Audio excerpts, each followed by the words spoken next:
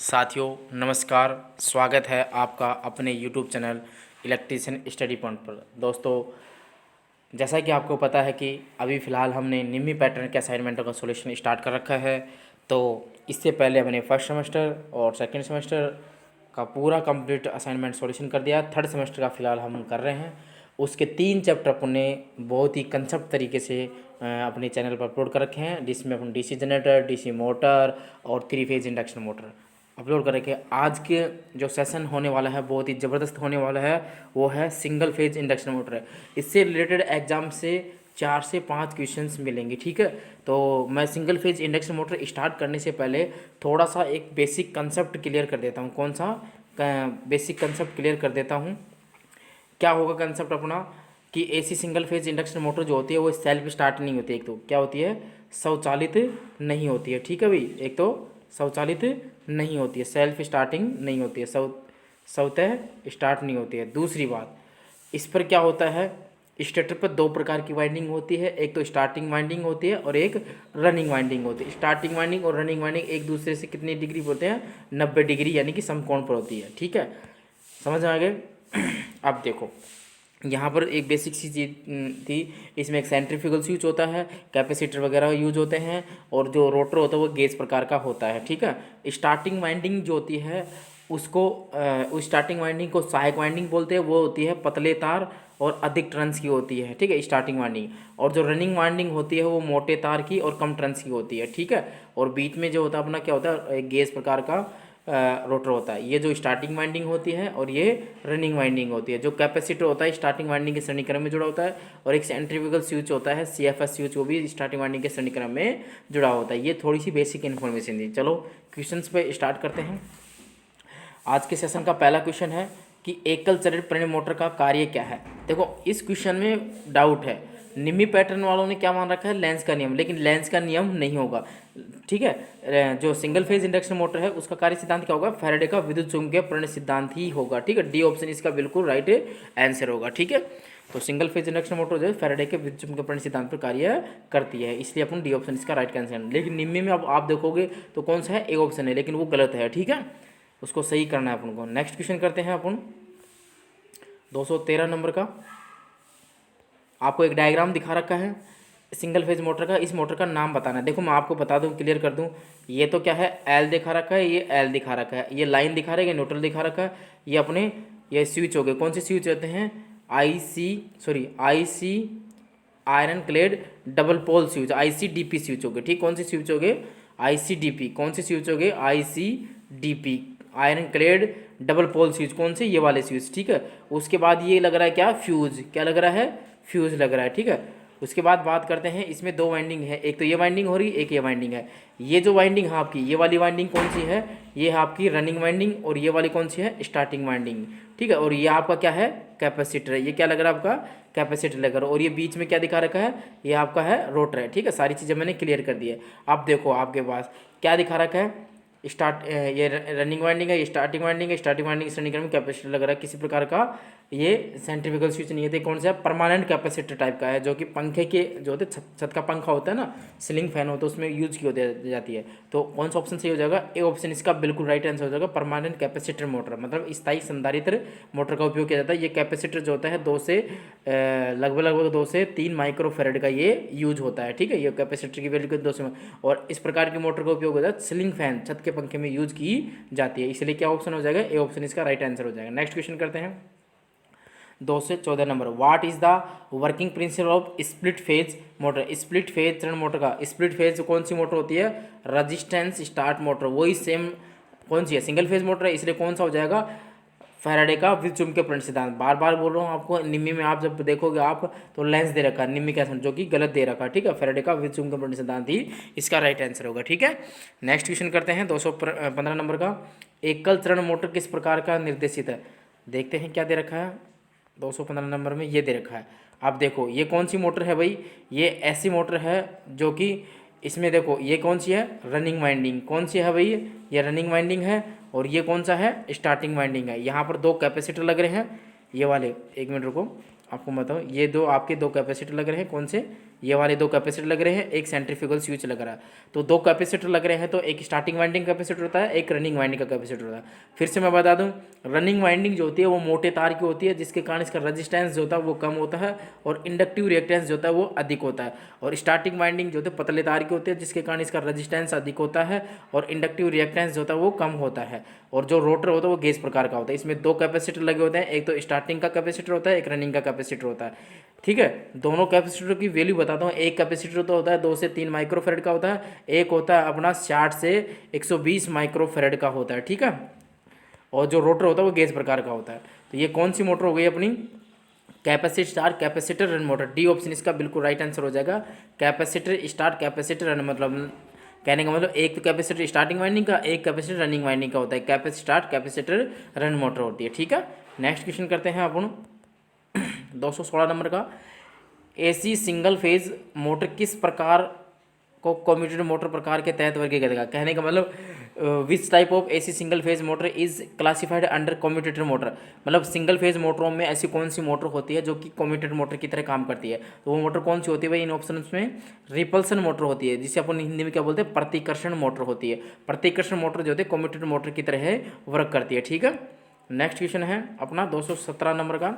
Single phase induction motor शुरू करने के लिए कौन सी विधि अपनाई जाती है? सिंगल फेज इंडक्शन मोटर जो है स्वचालित नहीं होती, इसे स्टार्टिंग करने के लिए फेज शिफ्टिंग विधि का मेथड किया जाता है, जिसके लिए अपन कैपेसिटर का यूज करते हैं। तो ए ऑप्शन इसका राइट आंसर हो जाएगा। स्प्लिट फेज मेथड, फेज विभाजन विधि, ए ऑप्शन इसका बिल्कुल राइट आंसर हो जाएगा। नेक्स्ट क्वेश्चन करते हैं 18 नंबर का। एसी सिंगल फेज मोटर का प्रकार क्या है? देखते हैं क्या प्रकार। अच्छा, डायग्राम दे रखा है आपको, ये कौन सा है? वही है आपका, लाइन दे रखा है, स्विच दे रखा है, फ्यूज दे रखा है, running winding, starting winding, rotor दे रखा है, एक कैपेसिटर है, कैपेसिटर के बगल में क्या है? एक CFS switch, centrifugal switch, Hindi में बोलते हैं अपकेंद्रीय स्विच। अब ये स्विच क्या काम क्या क्या है आपको इसका भी बता दो। इस स्विच का काम क्या है? जब मोटर की स्पीड लगभग इसकी 75% से, इसकी रेटेड स्पीड की 75 से 80% हो जाती है, तो सेंट्रीफ्यूगल स्विच क्या होता है? सप्लाई को डिस्कनेक्ट कर देता है, जिससे कि कैपेसिटर और स्टार्टिंग वाइंडिंग जो होता है वो हट जाता है और केवल मोटर रनिंग वाइंडिंग पर वर्क करती रहती है। समझ में आया? सेंट्रीफ्यूगल स्विच जो होता है CFS स्विच का वर्क क्या होता है? इस CFS स्विच का वर्क क्या होता है? जब मोटर की स्पीड जो होती है, इसकी रेटेड स्पीड की कितनी हो जाए? लगभग 75 से 80% हो जाती है, तो ये सेंट्रीफ्यूगल स्विच होता है कैपेसिटर को और स्टार्टिंग वाइंडिंग को सप्लाई से डिस्कनेक्ट कर देता है या सर्किट से अलग कर देता है, जिससे कि मोटर रनिंग वाइंडिंग पर वर्क करती रहती है। ठीक है, तो कौन सी मोटर हो गई है? ये परमानेंट कैपेसिटर तो मोटर नहीं है और कैपेसिटर मोटर भी नहीं है। ये मोटर है अपनी capacitor start induction run motor. ठीक है, तो कौन सा ऑप्शन सही हो जाएगा? Capacitor start induction run motor, D option इसका बिल्कुल राइट आंसर हो जाएगा। ठीक है, नेक्स्ट क्वेश्चन करते हैं 219 नंबर का। इंपॉर्टेंट क्वेश्चन है, सार्वभौमिक मोटर। कौन सी मोटर दे रखी है? सार्वभौमिक। इसको इंग्लिश में कौन सी मोटर बोलते हैं? Universal motor. अच्छा, यूनिवर्सल मोटर से हमेशा क्वेश्चन आता है, यूनिवर्सल मोटर कौन सी मोटर होती है? जो कि AC और DC दोनों सप्लाई पर वर्क करती है। कौन कौन कौन सी सप्लाई पर कार्य करती है यूनिवर्सल मोटर? AC सप्लाई व DC सप्लाई दोनों पर कार्य करती है यूनिवर्सल मोटर। ठीक है, तो सार्वभौमिक मोटर के अपकेंद्रीय स्विच गति नियंत्रण विधि में कैपेसिटर का क्या उद्देश्य है? देखो, कौन सी विधि दे रखी है? सेंट्रीफ्यूगल स्विच गति नियंत्रण विधि दे रखे हैं। समझ में आ गया? कौन सी मोटर है? Universal motor. कौन सी मोटर होती है? जो कि AC DC दोनों सप्लाई पर कार्य करती है और फूड मिक्सर वगैरह जो होती है, सिलाई मशीन होती है, वैक्यूम क्लीनर में इसका उपयोग किया जाता है। तो इसमें जो कैपेसिटर लगा हो, ये जो कैपेसिटर लगा है वो क्या उद्देश्य है? वैसे तो सिंगल फेज मोटर में कैपेसिटर का उद्देश्य है फेज शिफ्टिंग का उद्देश्य होता है, लेकिन यहाँ पर देखो फेज शिफ्टिंग का उद्देश्य होता है कैपेसिटर का और पावर फैक्टर बढ़ाने का होता है। तो जो यूनिवर्सल मोटर होती है उसमें पावर फैक्टर का कोई महत्व नहीं रहता, तो पावर फैक्टर के बारे में अपन विचार नहीं करते। वहाँ पर क्या होता है? कैपेसिटर का काम क्या होता है? स्पार्किंग को कम करने का होता है। तो reduce the spark on the contacts, संपर्कों पर स्पार्क को कम करना, डी ऑप्शन इसका राइट आंसर हो जाए। नेक्स्ट क्वेश्चन है 220 नंबर का। सबमर्सिबल पंप को रिवाइंड करने के लिए किस प्रकार की वाइंडिंग तार का उपयोग? PVC, बिल्कुल सही है, PVC तार का उपयोग करेंगे। PVC कवर तांबे का, ए ऑप्शन इसका राइट आंसर हो जाएगा। ठीक है, अपनी जो सबमर्सिबल मोटर होती हैं उनमें PVC का तार यूज करते हैं। नेक्स्ट क्वेश्चन है, किस प्रकार के AC सिंगल फेज मोटर में स्टार्टिंग टॉर्क कम होता है? देखो, इंडक्शन स्टार्ट इसका भी ज़्यादा होता है, कैपेसिटर स्टार्ट इसका भी ज़्यादा होता है, इसका भी ज़्यादा होता है, कैपेसिटर का। ठीक है, resistant start induction run motor इसका कम होता है। ठीक है, क्योंकि इसमें केवल रेजिस्टेंस के आधार पर ही अपन फेज शिफ्टिंग करते हैं, कैपेसिटर वगैरह यूज नहीं करते हैं। ठीक है, तो डी ऑप्शन इसका राइट आंसर हो जाएगा। कौन सी मोटर का स्टार्टिंग टॉर्क कम हो जाएगा? प्रतिरोध स्टार्ट इंडक्शन रन मोटर का। ठीक है, नेक्स्ट क्वेश्चन करते हैं 222 नंबर का। एकल चरण मोटर में अपकेंद्रित स्विच का कार्य क्या है? देखो रनिंग जो सेंट्रीफ्यूगल स्विच होता है जो कि स्टार्टिंग वाइंडिंग के श्रेणीक्रम में जुड़ा होता है, उसका कार्य क्या होता है? गति को निरंतर बनाना, गलत। आरंभिक वाइंडिंग को विसंयोजित करना, बिल्कुल सही है। ब्रेक द रनिंग वाइंडिंग, गलत। Protect the motor from the overload, गलत। तो बी ऑप्शन इसका बिल्कुल राइट आंसर हो जाएगा। ब्रेक द स्टार्टिंग वाइंडिंग, आरंभिक वाइंडिंग को विसंयोजित करना होता है। कब करता है सेंट्रीफ्यूगल स्विच? जब मोटर की स्पीड जो होती है, इसकी रेटेड स्पीड की कितनी हो जाती है? लगभग 75 से 80% हो जाती है। तो ये सेंट्रीफ्यूगल स्विच है, जिसे अपन शॉर्ट में क्या बोलते हैं? CFS बोलते हैं। तो ये क्या करता है? जो अपनी सहायक वाइंडिंग होती है, जिसे स्टार्टिंग वाइंडिंग, उसको सप्लाई से डिस्कनेक्ट कर देता है या सर्किट से अलग कर देता है। तो कौन सा ऑप्शन सही हो जाएगा अपना? बी ऑप्शन इसका राइट आंसर हो जाएगा। नेक्स्ट क्वेश्चन करते हैं। यूनिवर्सल मोटर का उपयोग कहाँ किया जाता है? अभी बताया था मैंने। यूनिवर्सल मोटर ऐसा क्वेश्चन है, ये कॉमन क्वेश्चन है एग्जाम में, पता नहीं कितनी बार रिपीट हो गया है। ठीक है, तो यूनिवर्सल मोटर ऐसी मोटर जो कि AC DC दोनों सप्लाई पर कार्य करती है, फूड मिक्सर वगैरह में और सिलाई मशीन में और वैक्यूम क्लीनर में इसका उपयोग किया जाता है। तो बी ऑप्शन इसका राइट आंसर हो जाएगा। ठीक है, नेक्स्ट क्वेश्चन करते हैं। वाउंड रोटर के साथ कौन सी सिंगल फेज मोटर फिट की जाती है? मतलब कि ऐसी कौन सी सिंगल फेज मोटर है जिसमें वाउंड रोटर का प्रयोग किया जाता है? तो कौन सी मोटर होगी इनमें से? देखो, कैपेसिटर नहीं है, परमानेंट नहीं है, सैडल पोल नहीं है। रिपल्सन मोटर, प्रतिकर्षण मोटर, जो ऐसी मोटर होती है जो कि जिसमें वाउंड रोटर का प्रयोग किया जाता है और स्टार्टिंग टॉर्क भी इसका हाई होता है। ठीक है, नेक्स्ट क्वेश्चन करते हैं। प्रतिरोध के संबंध में सिंगल फेज जो मोटर होती है, एकल चरण इंडक्शन मोटर की रनिंग वाइंडिंग और स्टार्टिंग वाइंडिंग के बीच में संबंध बताओ। अब मैंने आपको वीडियो स्टार्ट करने से पहले बता दिया, ये तो होती है अपनी रनिंग वाइंडिंग जो कि मोटे तार की होती है, और ये होती है अपनी स्टार्टिंग वाइंडिंग जो कि पतले तार की अधिक टर्न्स की होती है। अब ये मोटे तार की होती है और कम टर्न्स की होती है, इसका प्रतिरोध क्या होगा? प्रतिरोध क्या होगा? कम होगा। और इंडक्टिव रिएक्टेंस क्या होता है? इसका इंडक्टिव रिएक्टेंस होता है कम होता है। ठीक है, प्रतिरोध कम है तो इंडक्टिव रिएक्टेंस ज़्यादा होगा। और ये पतले तार की होती है तो इसका प्रतिरोध क्या होगा? अधिक होगा और इंडक्टिव रिएक्टेंस कम होगा। ठीक है, दोनों वाइंडिंग एक दूसरे से कितनी डिग्री पर? 90 डिग्री पर होते हैं। ठीक है, और ये रनिंग वाइंडिंग होती है और ये स्टार्टिंग वाइंडिंग होती है। ठीक है, तो प्रतिरोध के संबंध में पूछा है तो रनिंग वाइंडिंग का तो कम हो जाएगा, स्टार्टिंग वाइंडिंग का ज़्यादा हो जाएगा। तो कौन सा ऑप्शन सही हो जाएगा? रनिंग वाइंडिंग का कम और स्टार्टिंग वाइंडिंग का अधिक। तो बी ऑप्शन में दे रखा है running winding is less, starting winding more. तो रनिंग वाइंडिंग का कम हो जाएगा प्रतिरोध और स्टार्टिंग वाइंडिंग का अधिक हो जाएगा। ठीक है, अच्छा क्वेश्चन था। नेक्स्ट है आच्छादित पोल मोटर। आच्छादित पोल मोटर मतलब सेडेड पोल मोटर की बात कर रहा है। ऐसी मोटर होती है जिसकी क्षमता बहुत कम होती है, लगभग कितनी? 5 से 35% होती है, और इसका स्टार्टिंग टॉर्क भी कम होता है, और इसका विद्युत घड़ी वगैरह, खिलौने वगैरह में इसका यूज किया जाता है। तो इसमें ये जो भाग दिखा रखा है इसके बारे में पूछा, ये इसका काम क्या है?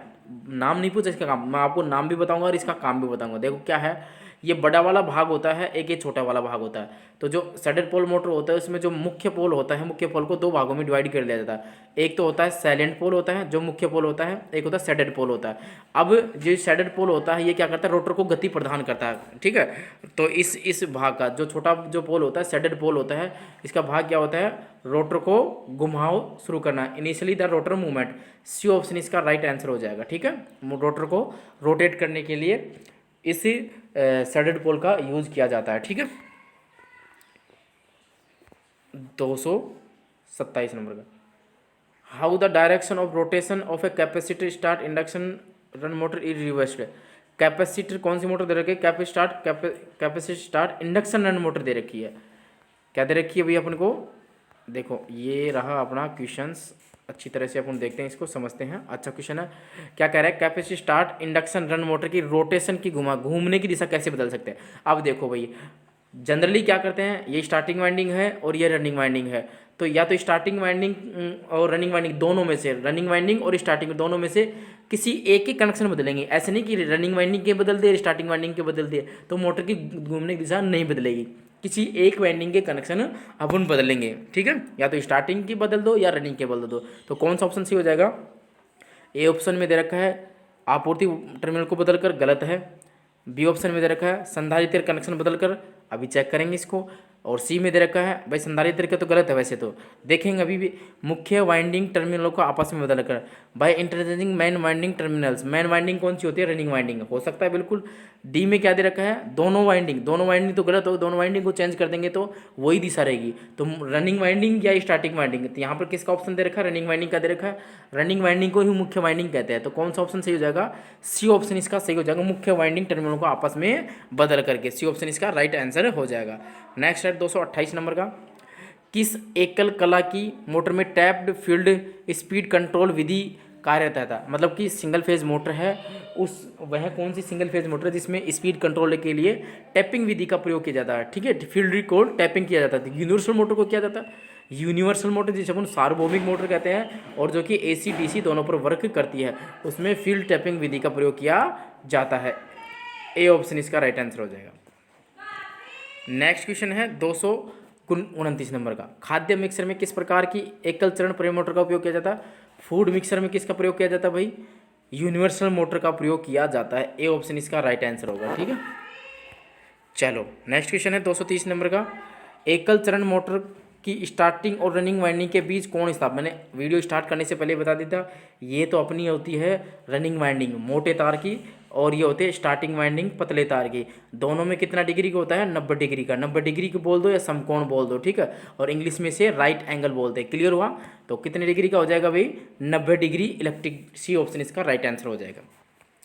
नेक्स्ट क्वेश्चन करते हैं अपन 231 नंबर का, ध्वनि रिकॉर्डिंग उपकरणों में स्टेरेसिस मोटर का उपयोग क्यों करते हैं? ये भी ध्यान रखना, आपको ऐसे पूछ सकता है कि जो ध्वनि उपकरण होता है, रिकॉर्डिंग जो इंस्ट्रूमेंट होते हैं, रिकॉर्डिंग ध्वनि जो साउंड रिकॉर्डिंग होते हैं, उसमें कौन सी मोटर का उपयोग होता है? हिस्टेरिसिस मोटर का। क्यों करते हैं? ये आवाज़ नहीं करती है, साइलेंट मोड पर चलती है, मतलब नॉइसलेस ऑपरेशन होता है, शांत ऑपरेशन होता है, इसलिए ध्वनि जो डिवाइसेज होते हैं उनमें हिस्टेरिसिस मोटर का उपयोग किया जाता है। तो सी ऑप्शन इसका राइट आंसर होगा। आपसे ऐसे पूछ सकता है कि ध्वनि रिकॉर्डिंग उपकरणों में कौन सी मोटर का उपयोग करता है, तो आपका आंसर क्या होगा? हिस्टेरिसिस मोटर का उपयोग करते हैं। क्यों करते हैं यह आपसे पूछा गया है, तो शांत प्रचालन के लिए, मतलब कि आवाज़ नहीं करते, बिल्कुल शांत चलती है। ठीक है, नेक्स्ट है, घरेलू पानी पंपों के लिए कौन सी मोटर पसंद करेंगे? मतलब कि अपनी जो डोमेस्टिक वाटर पंप उसमें कौन सी मोटर होती है भाई? उसमें होती है अपनी capacity start motor. D option इसका राइट आंसर हो जाएगा। नेक्स्ट क्वेश्चन करते हैं 223 नंबर का, किस प्रकार की मोटर में अपेक्षाकृत कम टॉर्क होता है? देखो, यूनिवर्सल मोटर का टॉर्क ज़्यादा होता है, कैपेसिटी का भी ज़्यादा होता है, कैपेसिटी का ज़्यादा। Resistance start induction run motor का जो टॉर्क होता है वो कम होता है। डी ऑप्शन इसका राइट आंसर होगा। कौन सा ऑप्शन सही हो जाएगा भाई? किस मोटर का जो अपेक्षाकृत टॉर्क कम होता है? तो रेजिस्टेंस स्टार्ट मोटर का होता है, resistance start induction run motor. D option इसका राइट आंसर हो जाएगा। नेक्स्ट है 234 नंबर का, स्प्लिट कला मोटर में अपकेंद्रीय स्विच का कार्य क्या है? इस अपकेंद्रीय स्विच का मैंने बता ही दिया था, क्या है भाई? ए ऑप्शन अति धारा से बचाना, बी ऑप्शन दे रखा है निरंतर गति बनाए रखना, सी ऑप्शन मोटर को ओवरलोड से बचाना, डी में दे रखा है आपूर्ति से शुरुआती वाइंडिंग को बनाए और तोड़ने के लिए, make and break the starting winding from the supply. बिल्कुल राइट आंसर होगा, डी ऑप्शन इसका राइट आंसर हो जाएगा। ठीक है, तो कौन सा आंसर करके आएंगे अपन भाई? डी ऑप्शन होगा। अब केंद्रीय स्विच जिसे अपन सेंट्रीफ्यूगल स्विच या CFS स्विच बोलते हैं। नेक्स्ट है, नेक्स्ट क्वेश्चन है अपना 235 नंबर का, क्या है भाई? एक आच्छादित पोल पंखा मोटर में स्टार्टिंग टॉर्क का उत्पादन कैसे होता है? कौन सी मोटर दे रखी है? सैडड पोल मोटर। इसमें क्या होता है? मुख्य पोल होता है, उसको दो भागों में डिवाइड करते हैं। बड़े वाले भाग को तो साइलेंट पोल कहते हैं और छोटे वाले भाग को सैडड पोल कहते हैं। तो सैडड पोल के द्वारा ही तो अपन क्या करते हैं? अपन सैडड पोल जो होते हैं वो छल्ले कॉपर की रिंग्स वगैरह सेट करके उसको, ये उसी के द्वारा तो अपन क्या करते हैं? टॉर्क उत्पन्न करते हैं। तो यूजिंग रिंग्स ऑन पोल्स, ध्रुव पर छल्ले का उपयोग करके क्या करते हैं? टॉर्क का उपयोग, टॉर्क जो होता है जनरेट करते हैं, उत्पादन करते हैं। ठीक है, ए ऑप्शन राइट आंसर हो जाएगा। नेक्स्ट क्वेश्चन करते हैं 236 नंबर का, पंखा मोटर सर्किट में एक स्थायी संधारित्र का उपयोग करने का कारण क्या है? क्या कहना चाहता है? What is the reason to use a permanent capacitor in a मतलब कहने का मतलब सीलिंग फैन होता है, छत का पंखा होता है, उसमें अपना जो कैपेसिटर मोटर होती है ना, परमानेंट कैपेसिटर मोटर क्यों यूज़ की जाती है? स्पीड रेगुलेशन की जाती है, या फिर बिजली की कम खपत के लिए की जाती है, या फिर टॉर्क के लिए, कला का विभाजन के लिए, या फिर डी ऑप्शन विद्युतीय व्यक्तिकरण को नियंत्रित करने के लिए। तो कौन सा ऑप्शन सही हो जाएगा भाई? परमानेंट कैपेसिटर मोटर के लिए जो टॉर्क के लिए जो कला का विभाजन है वो अपना राइट आंसर चला जाएगा। Splitting of the phase for torque, torque उत्पन्न करने के लिए, फेज को विभाजन करने के लिए परमानेंट कैपेसिटर का यूज किया जाता है। नेक्स्ट क्वेश्चन करते हैं 237 नंबर का। दोस्तों यदि वीडियो आपको पसंद आता हो, कंटेंट आपको अच्छा लगता हो तो अपने दोस्तों को ज़्यादा शेयर कीजिएगा, और किसी प्रकार का सुझाव होता है वो कमेंट्स बॉक्स में आप कमेंट्स कर सकते हैं दोस्तों। ठीक है दोस्तों, तो 237 नंबर का देखते हैं। कौन सी मोटर में आधी कुंडली वाइंडिंग होती है? हाफ कोयल वाइंडिंग कौन सी मोटर में होती है? तो अपनी कौन सी मोटर में होती है? सीलिंग फैन में होती है, वॉशिंग में होती है, ग्राइंडर में होती है और मिक्सर में होती है? बताओ भाई किस में होती है? तो अपना जो सीलिंग फैन होता है उसमें क्या होती है? हाफ कोयल वाइंडिंग होती है। ठीक है, सी ऑप्शन इसका राइट आंसर हो जाएगा। नेक्स्ट क्वेश्चन करते हैं। रनिंग वाइंडिंग कोर के निचले भाग में क्यों रखी जाती है? तो रनिंग वाइंडिंग क्या होती है? मोटे तार की होती है और कम टर्न्स की होती है, इसलिए इसका रेजिस्टेंस क्या होगा? रेजिस्टेंस कम होगा और इंडक्टिव रिएक्टेंस जो होता है उच्च होगा। तो उच्च इंडक्टिव रिएक्टेंस प्राप्त करने के लिए क्या करेंगे? इसको निचले भाग में रखेंगे। तो कौन सा ऑप्शन सही हो जाएगा?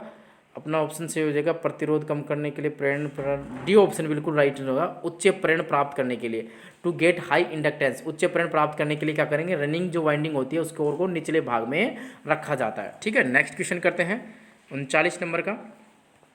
अच्छा क्वेश्चन है, देखो आधे कुंडली, देखो न्यूमेरिकल तो मैं विशेष तौर पर आपको बताता हूँ, न्यूमेरिकल तो आपको आसानी से करना है, और मैं लाइव सेशन भी लेके आऊँगा वीडियो ऑन बोर्ड पर आपको स्पेशल न्यूमेरिकल क्लास, जिसमें एक एक न्यूमेरिकल को हम सॉल्यूशन करेंगे। ठीक है, किसी प्रकार की दिक्कत नहीं, क्योंकि ITI के स्टूडेंट को ज़्यादातर क्या होता है, इलेक्ट्रॉनिक्स में दिक्कत आती है या फिर न्यूमेरिकल में दिक्कत आती है। तो इलेक्ट्रॉनिक्स का भी मैं अच्छे से सेशन आपको स्टेप बाई स्टेप समझाऊंगा, जैसे डिजिटल इलेक्ट्रॉनिक्स वगैरह हो गया, नंबर सिस्टम्स हो गए, उसमें गेट हो गए, बहुत अच्छी तरह से अपन क्लियर करेंगे।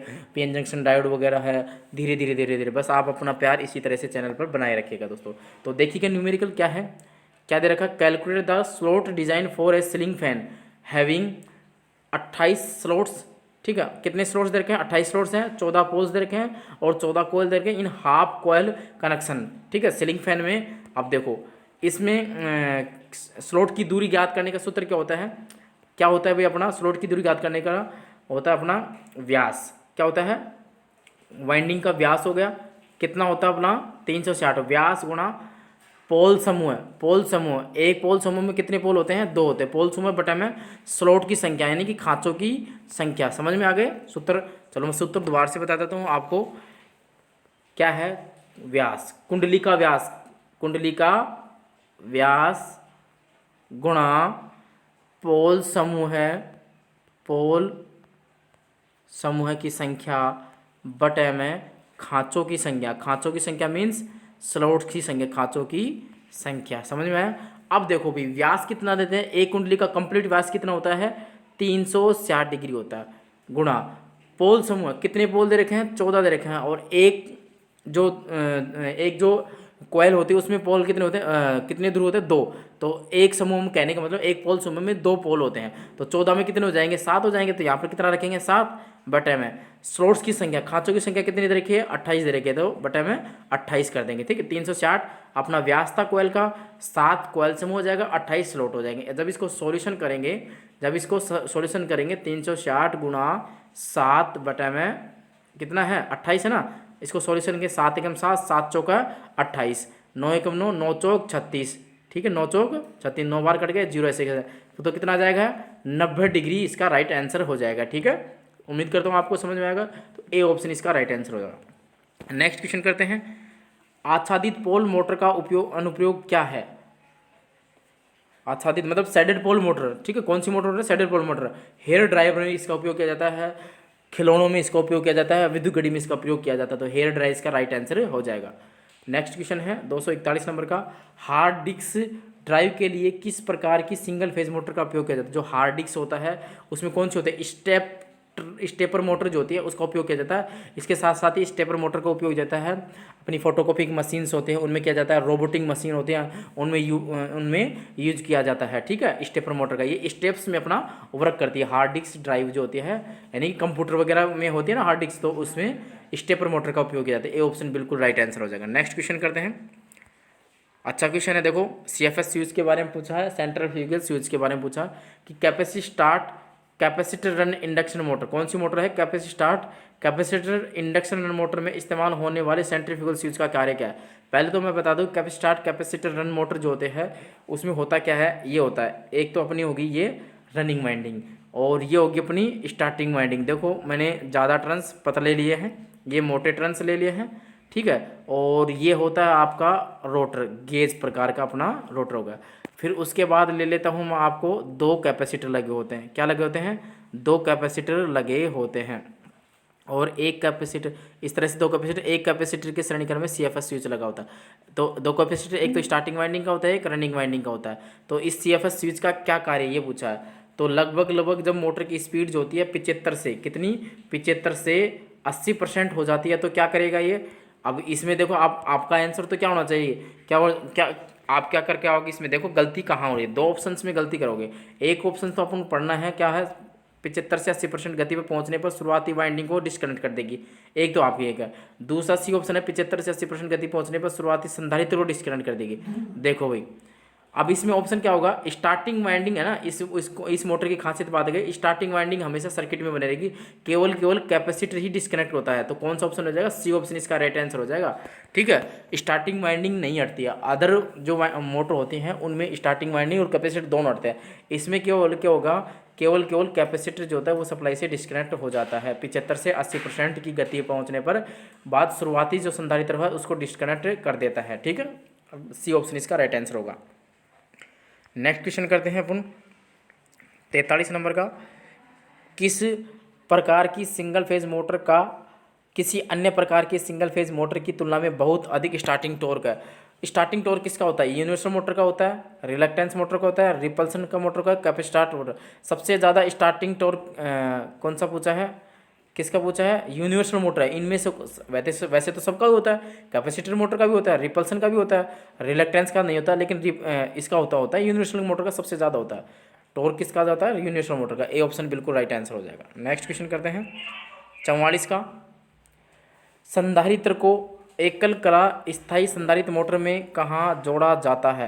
क्या पूछना चाहता है कि कैपेसिटर है उसको सिंगल फेज मोटर में कहाँ जोड़ा जाता है, स्टार्टिंग वाइंडिंग जो होती है, स्टार्टिंग वाइंडिंग के श्रेणी क्रम में जोड़ा जाता है, और सेंट्रीफ्यूगल स्विच के श्रेणी क्रम में जोड़ा जाता है।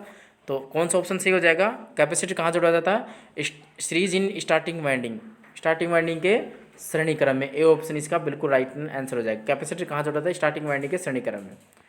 नेक्स्ट है, टेबल पंखे में किस मोटर का उपयोग किया जाता है। टेबल पंखे में क्या होता है, परमानेंट कैपेसिटर मोटर का यूज करते हैं। डी ऑप्शन बिल्कुल राइट होगा। टेबल पंखे में किस मोटर का, स्थायी संधारित्र मोटर का प्रयोग किया जाता है। नेक्स्ट है, एक एकल कला मोटर रिवाइंडिंग में कुंडलन समूह कनेक्शन गलत तरीके से जोड़ा गया तो क्या होगा। मान लो कोई वाइंडिंग है, सिंगल फेज मोटर है, उसमें वाइंडिंग के कनेक्शन जो है गलत हो गए तो क्या होगा, मोटर धीरे धीरे चलेगी, मोटर नहीं चलेगी, या फिर मोटर बहुत तेज चलेगी, या मोटर चलती है और बिना किसी लोड पर धारा लेती है तो मोटर क्या होगा, कनेक्शन गलत कनेक्शन हो जाएगा तो मोटर चलेगी नहीं, motor will not run, motor नहीं चलेगी। बी ऑप्शन इसका राइट आंसर हो जाएगा। नेक्स्ट है 47 नंबर का।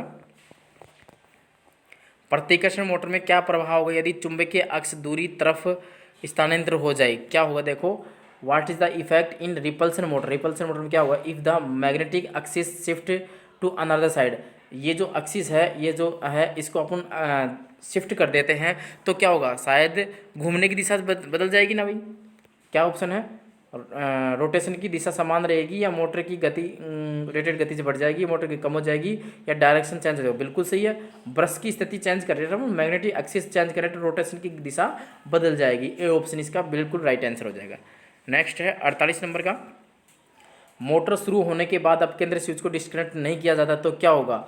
अब मान लो ये जो सेंट्रीफ्यूगल स्विच होता है जो कि कैपेसिटर के श्रेणी क्रम में, स्टार्टिंग वाइंडिंग के श्रेणी क्रम में लगा होता है, मान लो ये 75 से 80% डिस्कनेक्ट नहीं हुआ तो क्या होगा भाई, जो अपनी स्टार्टिंग वाइंडिंग है इसका रेजिस्टेंस क्या होता है, ज़्यादा होता है, और ये डिस्कनेक्ट नहीं होगी तो रेजिस्टेंस ज़्यादा होगा तो हीट ज़्यादा करे, हीट ज़्यादा करे तो वाइंडिंग जल जाएगी, ठीक है। तो ये अगर सेंट्रीफ्यूगल स्विच जो डिस्कनेक्ट नहीं होगा तो वाइंडिंग जल जाएगी। तो क्या होगा ऑप्शन, मोटर सामान्य रूप से चलेगी, मोटर तुरंत बंद हो जाएगी, स्टार्टिंग वाइंडिंग जल जाएगी। बिल्कुल सी ऑप्शन राइट आंसर हो गया।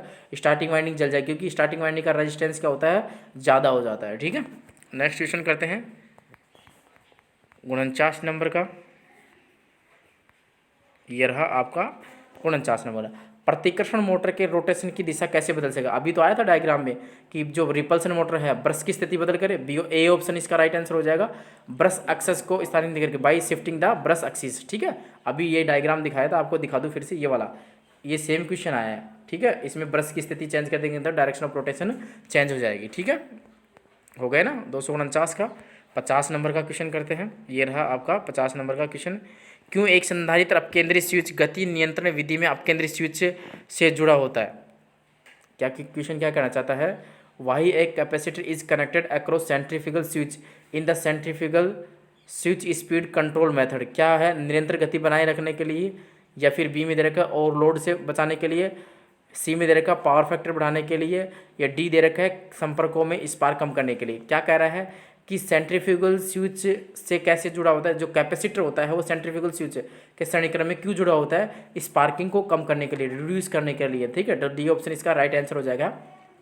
To reduce the sparks in the contact, संपर्कों में स्पार्क को कम करने के लिए क्या किया जाता है? कैपेसिटर को जोड़ा जाता है। नेक्स्ट क्या है 251 नंबर का, देखो क्या है। प्रभाव क्या होता है यदि सेकेंडरी वाइंडिंग के पूरा होने के बाद स्प्लिट फेज मोटर में कुछ स्लॉट बिना वाइंडिंग के छोड़ दिए जाते हैं? अब देखो कौन सी मोटर दे रखे है? Split phase motor. Split phase motor का दूसरा नाम क्या है? रेजिस्टेंस स्टार्ट मोटर होती है। अब ये रेजिस्टेंस स्टार्ट मोटर होती है, इसमें जो टॉर्क का प्रभाव होता है या रनिंग प्रभाव होता है, किसके कारण होता है? रेजिस्टेंस और इंडक्टेंस के कारण ही प्रभावित होते हैं। तो इसमें अगर मान लो कुछ स्लॉट्स फ्री रह जाते हैं या छूट जाते हैं तो क्या होगा? मोटर सामान्य रूप से काम करेगी, कोई प्रभाव नहीं कर, वर्क नॉर्मली सामान्य रूप से काम करेगी, ठीक है। ए ऑप्शन इसका राइट आंसर हो जाएगा। नेक्स्ट है यूनिवर्सल मोटर गति नियंत्रण में अपकेंद्री स्विच विधि में रेडियो व्यतिकरण को कैसे दबाया जा सकता है? यूनिवर्सल मोटर में जो स्पीड कंट्रोल की विधि होती है, अपकेंद्री स्विच की विधि होती है, उसमें रेडियो व्यतिकरण मतलब इंटरफेरेंस होता है, उसको कैसे कम किया जा सकता है? अपकेंद्री स्विच के दोनों ओर संधारित्र जोड़ करके। यही ऑप्शन बिल्कुल राइट आंसर हो जाएगा। अपकेंद्री जो सेंट्रीफ्यूगल स्विच होता है उसके दोनों साइड क्या कर देंगे? कैपेसिटर जो ये अपना जय मान लो सेंट्रीफ्यूगल स्विच है तो इसके दोनों साइड क्या कर देंगे? कैपेसिटर जोड़ देंगे, जिससे क्या होगा?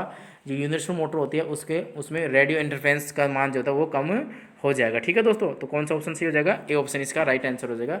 रेडियो इंटरफेरेंस को दूर करने के लिए अपकेंद्री स्विच के दोनों ओर संधारित्र जोड़ करके, ठीक है। चलो नेक्स्ट क्वेश्चन करते हैं अपना। कितना नंबर का था ये? 252 का। नेक्स्ट क्वेश्चन करते हैं। अच्छा नेक्स्ट अल्टरनेटर आ गया। देखो दोस्तों ये हो गई अपनी सिंगल फेज इंडक्शन मोटर, ठीक है। तो अब नेक्स्ट वीडियो में अपन कौन सा चैप्टर स्टार्ट करने जा रहे हैं? अल्टरनेटर। तो दोस्तों सिंगल फेज इंडक्शन मोटर में मैंने लगभग कंप्लीट करवा दिया, और मैं जहाँ तक आपको बताऊँ कि इससे बाहर आपका साहित्यिक कोई क्वेश्चन बनता होगा आपका सिंगल फेज इंडक्शन मोटर में, ठीक है दोस्तों। अगर आपको कंटेंट अच्छा लगता हो दोस्तों तो अपने दोस्तों को ज़्यादा शेयर कीजिएगा और चैनल को सब्सक्राइब कीजिएगा। साइड में बेल आइकन है उसको दबा लीजिएगा, जिससे कि आने वाले जो वीडियो का नोटिफिकेशन आपको मिल सके और आप उनका लाभ उठा सके, ठीक है दोस्तों। धन्यवाद दोस्तों।